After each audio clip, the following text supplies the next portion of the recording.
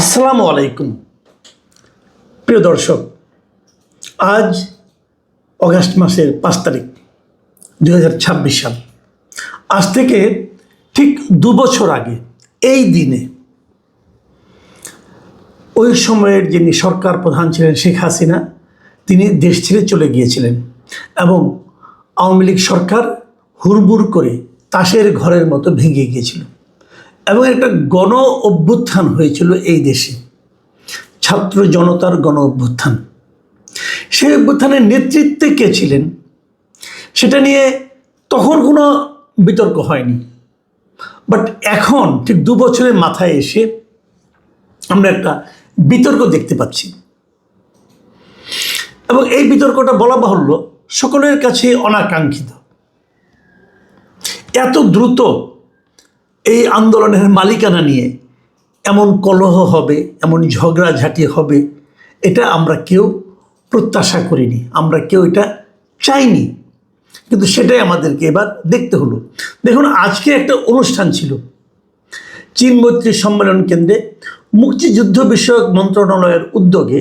সেই অনুষ্ঠানটা ছিল জুলাই গণ অভ্যুত্থান, শহীদ পরিবার ও জুলাই যোদ্ধাদের সম্বর্ধনা। এই অনুষ্ঠানের আয়োজন করেছিল মুক্তিযুদ্ধ বিষয়ক মন্ত্রণালয়। তো সেই অনুষ্ঠানে একটা তথ্যচিত্র দেখানো হয় এবং সেই তথ্যচিত্রে সেই জুলাই অভ্যুত্থানটা কীভাবে হয়েছিল, সেই সময়ের ঘটনা প্রবাহ, এগুলো দেখানো হয়। আপনারা জানেন যে 2024-এর জুলাই অভ্যুত্থানটা মূলত কিন্তু শুরু হয়েছিল জুলাই মাসে, যে ছাত্রদের যে কোটা বিরোধী আন্দোলনকে কেন্দ্র করে কোটার মাধ্যমে এক ধরনের সরকারি চাকরিতে কোটার মাধ্যমে এক ধরনের বৈষম্য তৈরি করা হচ্ছে। এর জন্য বৈষম্য বিরোধী ছাত্র আন্দোলন নামে একটা সংগঠন গড়ে ওঠে তাৎক্ষণিক সময়ের প্রয়োজনে এবং তাদের আন্দোলনটা শুরু হয়।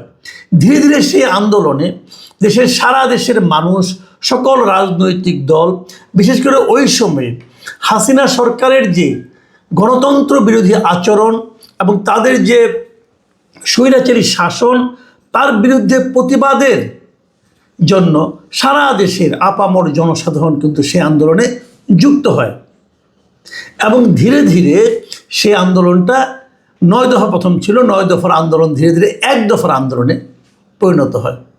তখন আর কোটা বিরোধী আন্দোলন থাকে না, তখন আর বৈষম্য বিরোধী ছাত্র আন্দোলন থাকে না, তখন সেটা জনগণের আন্দোলনে রূপান্তরিত হয়। কবে হয়? অগাস্টের 3 তারিখে। অগাস্টের 3 তারিখে জাতীয় শহীদ মিনার থেকে, কেন্দ্রীয় শহীদ মিনার যেটা আমাদের আছে, সেই কেন্দ্রীয় শহীদ মিনার থেকে ছাত্ররা সেই 1 দফা ঘোষণা করে। সেই 1 দফাটা কি? হাসিনা সরকারের পদত্যাগ। এই ছিল ঘোষণাটা। তারা হাসিনা সরকারের পদত্যাগ দাবি করে যে আমরা অন্য কোনো কিছু চাই না, আমরা হাসিনা সরকারের পদত্যাগ চাই। কোনো সন্দেহ নাই, কোনো দ্বিধা নাই, এটা ছাত্ররা করেছিল। আমি সেই আলোচনায় একটু পরে আসছি। কেন আজকে গণ্ডগোলটা হলো সেটা একটু বলি। আজকে যে তথ্যচিত্রটা দেখানো হয়েছিল, এই তথ্যচিত্রটা বানিয়েছে মুক্তিযুদ্ধ বিষয়ক মন্ত্রণালয়। তাদের অর্থায়নে, তাদের অভিভাবকত্বে এই তথ্যচিত্রটা বানানো হয় এবং এই তথ্যচিত্র দেখানোর সময় তারা যে জিনিসটা দাবি, আমি দেখিনি তথ্যচিত্রটা, যতটুকু পত্রপত্রিকায় পড়লাম, সেখানে হলো এখানে দেখানো হয়েছে ওই যে 1 দফার যে আন্দোলনটা, এই 1 দফাটা নাকি ঘোষণা করেছেন তারেক রহমান। উনি নাকি সরকার পতনে আন্দোলনের ঘোষণাটা দিয়েছেন এবং ওই দিন যে ছাত্ররা এই আন্দোলনে এই কর্মসূচিটা দিয়েছিল, এই বিষয়টা টোটালি সেখান থেকে উজ্জ্ব রাখা হয়। আপনারা সবাই জানেন এই আন্দোলনের সময় জুলাই মাসে শহীদ আবু সাইদের কথা নিশ্চয়ই আপনাদের মনে আছে, 2 হাত প্রসারিত করে দাঁড়িয়েছিল পুলিশের সামনে। এই শহীদ আবু সাইদ কিন্তু একটা আইকনে পরিণত হয়েছিল। এই ধরনের বড় আন্দোলনে একটা করে আইকন লাগে এবং সেই আইকনে পরিণত হয়েছিল আবু সাইদ। এবং খুব ভয়ঙ্কর তথ্য হচ্ছে, এই তথ্যচিত্রে আবু সাইদের কোনো উল্লেখই নাই। তাহলে এটা কেমন তথ্য হলো? কেমন তথ্যের উপর ভিত্তি করে এই তথ্যচিত্রটি নির্মিত হলো?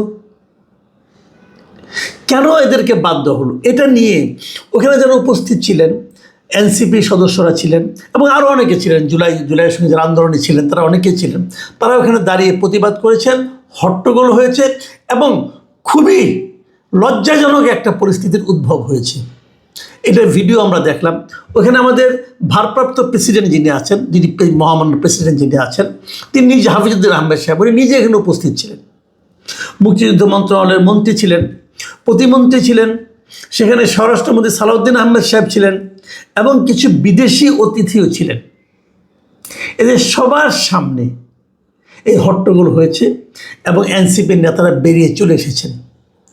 এনসিপি নেতারা যদি নীরবে বেরিয়ে আসতেন কোনো কথা ছিল না, কিন্তু যে হট্টগোলটা হয়েছে এটা আসলে একটা রাষ্ট্রীয় অনুষ্ঠানে এরকম হট্টগোল হওয়া এবং সেখানে খোদ রাষ্ট্রের প্রেসিডেন্টের উপস্থিতিতে এমন হট্টগোল হওয়ার দৃশ্য আমি এর আগে আর কখনো দেখিনি এবং এটা জাতির জন্য, আমাদের জন্য একটা লজ্জাজনক ঘটনা। এখন প্রশ্ন হচ্ছে, এই যে লজ্জাজনক ঘটনার উদ্ভব হলো, এর দায় কে নেবে? আমি এর দায় সম্পূর্ণভাবে দেব মুক্তিযুদ্ধ বিষয়ক মন্ত্রণালয়কে। মুক্তিযুদ্ধ বিষয়ক মন্ত্রী যিনি আছেন উনি চেষ্টা করেছেন থামানোর জন্য, কিন্তু এই ধরনের অপকর্ম করার পর থামানো যায় না। মুক্তিযুদ্ধ বিষয়ক প্রতিমন্ত্রী ইঞ্জিনিয়ার প্রকৌশলী ইশরাক হোসেন, ওনাকে অবশ্যই আমি খুব একটা রাগান্বিত মূর্তি ওনার দেখলাম। উনি এদেরকে অনেকটা ধমক টমক দিলেন। এটাও খুবই দৃষ্টিকটু লেগেছে আমার কাছে। একজন প্রতিমন্ত্রী এই ভাষায় কথা কেন বলবেন, এটা আমার কাছে খুবই দৃষ্টিকটু লেগেছে। কয়েকদিন আগে ওনাকে দেখেছিলাম আরেক জায়গায় ওই ধাক্কাধাক্কিতে অংশ নিতে, আবার আজকে দেখলাম ধমকাধমকিতে অংশ নিতে।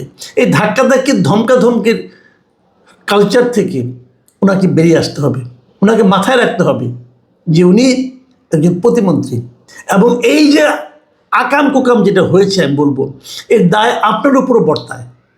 আপনি কেন এটা দেখেননি? আপনি তো নিজে তো মিডিয়ার সঙ্গে জড়িত, আপনি একটা টেলিভিশনের এমডি, যতটুকু আমি জানি আপনি টেলিভিশনের মালিকদের মধ্যে একজন। তো আপনাদের এটা বোঝা উচিত যে কী করলে কি হবে। তা আপনারও তো এখানে ব্যর্থতা আছে, ব্যর্থতা ঢাকতে আপনি ধমকাধমকি করবেন, এটা মানানসই না। যাই হোক, আমি যে কথাটা বলছিলাম, আসলে ওই দিন কী ঘটেছিল,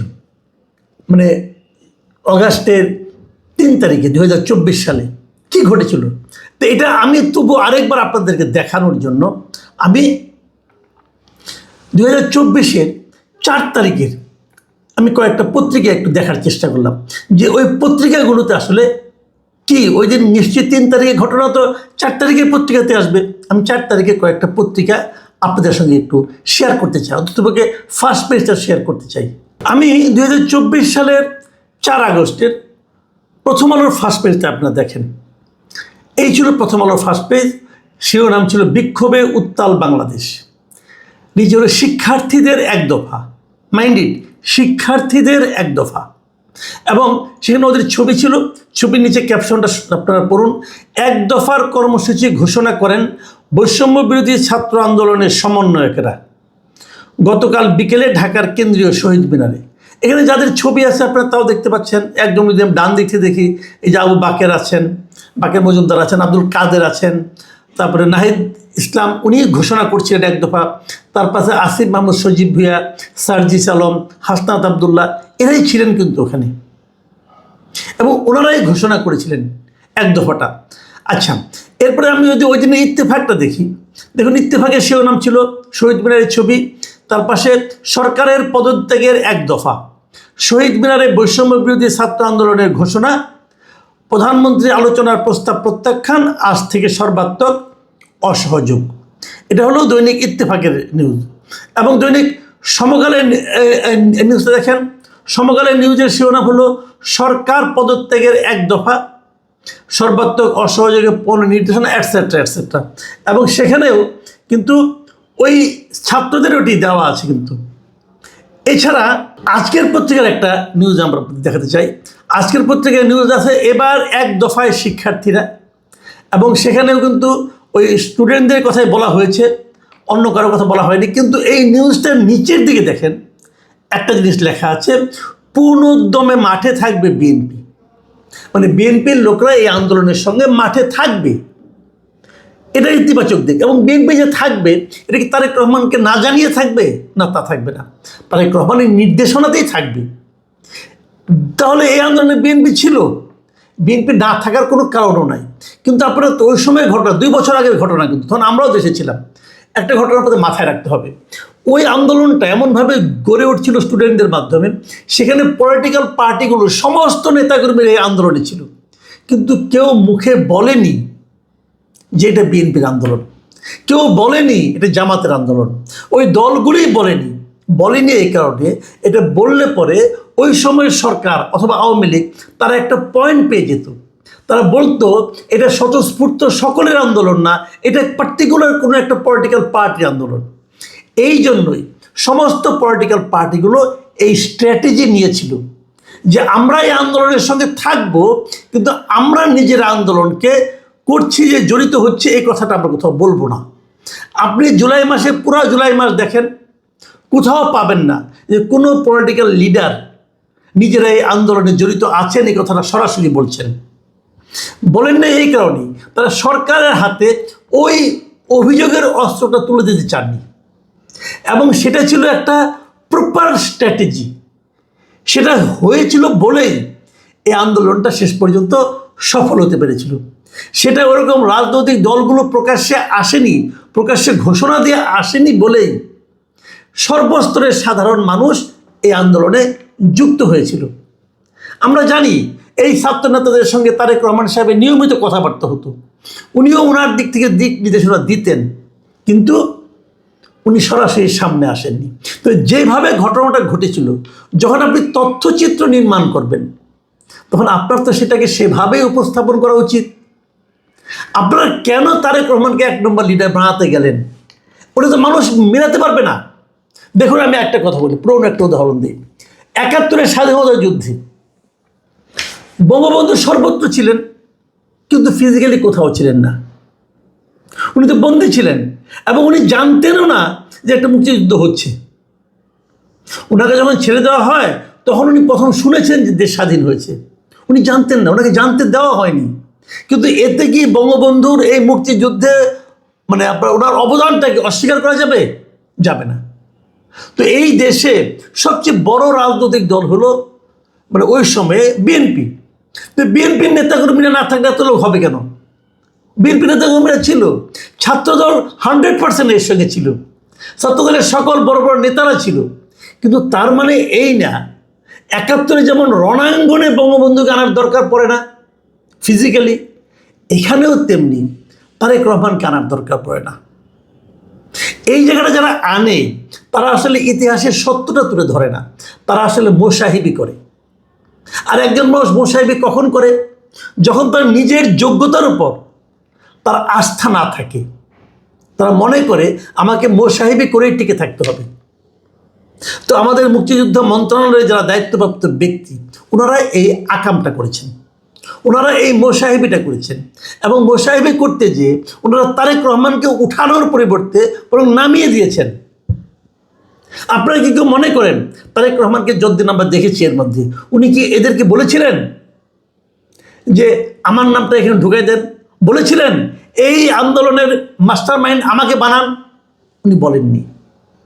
কিন্তু ওনাকে খুশি করতে যে ইতিহাস নিজেদের মতো করে তৈরি করার প্রক্রিয়া থেকে, প্রত্যাশা থেকে এই মন্ত্রণালয় এই কাজটা করেছে। এবং এভাবেই কিন্তু একজন সাধারণ মানুষকে, একজন বিনয়ী মানুষকে অনেক সময় স্বৈরাচারে পরিণত করার চেষ্টা করা হয়। সব জায়গার নায়ক উনি হবেন না, হওয়ার দরকার নাই। ইতিহাসের যার যা প্রাপ্য তা সেটা দিতে হবে, না দিলে ওটার ইতিহাস থাকবে না, ওটা মোসাহিবি হয়ে যাবে। আমি সরকারের যারা যেখানে আছেন সবাইকে অনুরোধ করব, ভাই প্লিজ, এই জীবনে মোসাহিবি অনেক দেখেছি, এবং মোসাহিবের কি করুণ পরিণতি হয় সেটাও দেখেছি। প্লিজ সেই মোসাহিবি আর করবেন না। যার যতটুকু দায়িত্ব ততটুকু সৎভাবে পালন করুন, দলীয় মানে আপনার ভাবে পালন করবেন না। দলকে খুশি করার চেষ্টা করেন না, মানুষকে খুশি করার চেষ্টা করেন, তাহলে দল এমনিতে গ্লোরিফাই হবে। তারেক রহমান সাহেব না চলে আন্দোলন হইতো না তো। তো তাকে এখানে ফিজিক্যাল নায়ক বানানোর দরকারটা কি? এক দফার ঘোষণা তারেক রহমান সাহেবের মুখ থেকে এসেছে, আসতে পারে, আমি অস্বীকার করছি না, হয়তো উনি বলেছেন, হতে পারে অনেক কিছু, কিন্তু এদেশের সাধারণ মানুষ দেখেছে যে ছাত্ররা এক দফা করেছে, এক দফার ঘোষণা দিয়েছে। আপনি যখন এই তথ্যচিত্রটা সাধারণ মানুষের কাছে নিয়ে আসবেন, তখন তারা তো তাদের অভিজ্ঞতার সঙ্গে মেলানোর চেষ্টা করবে। যখন দেখবে যে ছাত্রদের নাম নাই, ওনার নাম চলে আসছে, তখন তারা এটা প্রত্যাখ্যান করবে। প্রিয় দর্শক, আমরা এই ধরনের ঘটনা বারবার দেখছি, আগামীতে দেখতে থাকবো, এরকম প্রত্যাশা আমাদের ছিল না। কিন্তু মোশাহেবদের চরিত্র এরকম। মোশাহেবরা ইতিহাসের বিভিন্ন সময়ে বারবার জন্ম নেয়, বারবার নিজেদের অস্তিত্ব প্রমাণ করার জন্য উচ্চকিত হয়। আমরা এর হাত থেকে মুক্তি চাই। প্রিয় দর্শক, এখন এ পর্যন্তই। আল্লাহ হাফেজ।